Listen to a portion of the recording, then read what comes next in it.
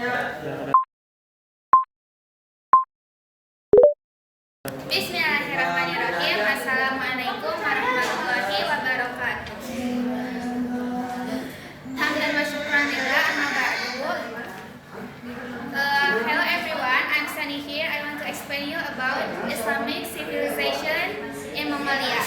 The history of the Mongol Empire cannot be separated from the rule and influence of Genghis Khan. Therefore, Michael Jihad ranked him 21st out of 100 prominent figures.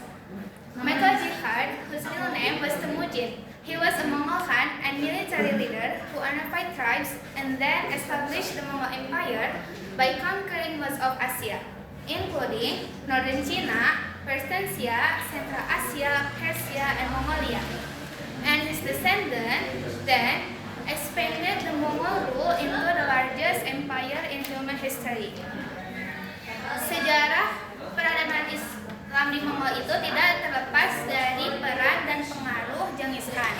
Oleh sebab itu, Michael Jihad menempatkannya pada 21 dari 100 orang terkemuka. Nama asli dari Genghis Khan itu adalah Temujin. Ia adalah Khan Mongol dan ketua militer yang menyatukan bangsa Mongol dan kemudian mendirikan kekaisaran Mongolia dengan menaklukkan sebagian besar wilayah di Asia, termasuk Asia Barat, Utara Cina, Asia Tengah, Persia, dan Mongolia.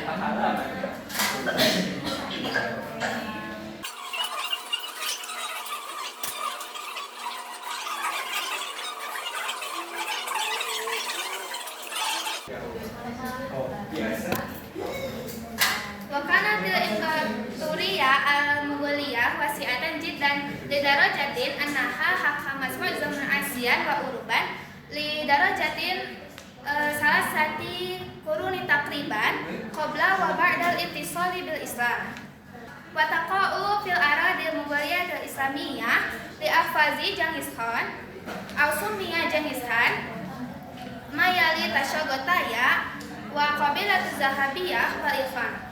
Begitu luas kekuasaan bangsa Mongolia yang kurang lebih menaklukkan sebagian besar wilayah di Asia dan Eropa selama dari 3 abad yang kemudian akhirnya mendirikan peradaban yang diteruskan kepada keturunannya, yaitu ada Changhatai, Golden Horde, dan juga Ilkhan.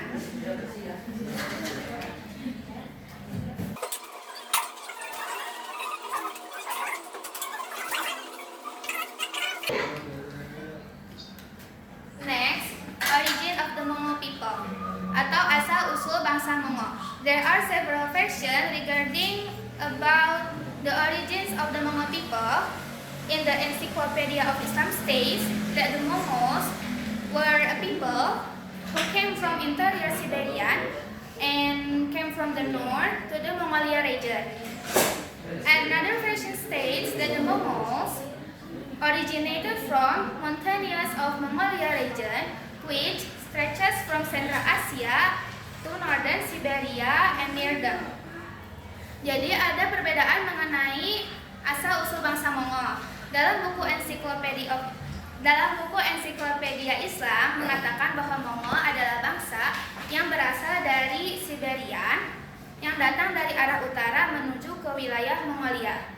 Kemudian ada versi lain mengatakan bahwa Mongol itu berasal dari pegunungan Mongolia yang membentang dari Asia Tengah sampai ke Siberia Utara dan sekitarnya. Laqad asya al-Mughul hayatan basitatan li fatrah tawilatin jiddan aqamu khiyam man taqalu min makanin ila makanin akhar. Wara'u ma'iz wa asyu ala samari saydihim kama kanu ya'ishuna ala tijarati taqlidiyah haitsu kanu yatabadaluna juludul hayawanat bi hayawanatil ukhra sawa'un fima bainahum aw ma'ajiranihim yakni al-itraq wasinina. And like the most nomadic people, the Mongols were proud, warlike, and brave enough to face death in pursuit of their desires. Jadi begitu lamanya bangsa Mongol menguasai sebagian besar wilayah tersebut, mereka tetap hidup sederhana. Mereka mendirikan tenda-tenda dan berpindah dari satu tempat ke tempat yang lain atau yang disebut dengan bangsa nomaden. Mereka juga hidup dari hasil buruan dan mengembala kambing. Mereka juga melakukan perdagangan tradisional, yaitu menukarkan kulit binatang dengan binatang yang lain, baik dijual sesama bangsa mereka, yaitu bangsa Mongol, atau kepada bangsa yang saat itu menjadi tetangganya, yaitu Turki dan juga Cina. Seperti bangsa nomad pada umumnya, mereka itu berwatak kasar, suka berperang, dan berani menghadang maut dalam mencapai tujuannya. And the last, they practice shamanism, worship the stars, and bow down to the rising sun. Mereka tuh menganut agama Syamaniah, yaitu agama yang menyembah kepada bintang-bintang dan sujud kepada matahari yang sedang terbit. Okay, maybe that's enough from me. I'm sorry for any mistake from my words. And the last from me, wassalamualaikum warahmatullahi wabarakatuh.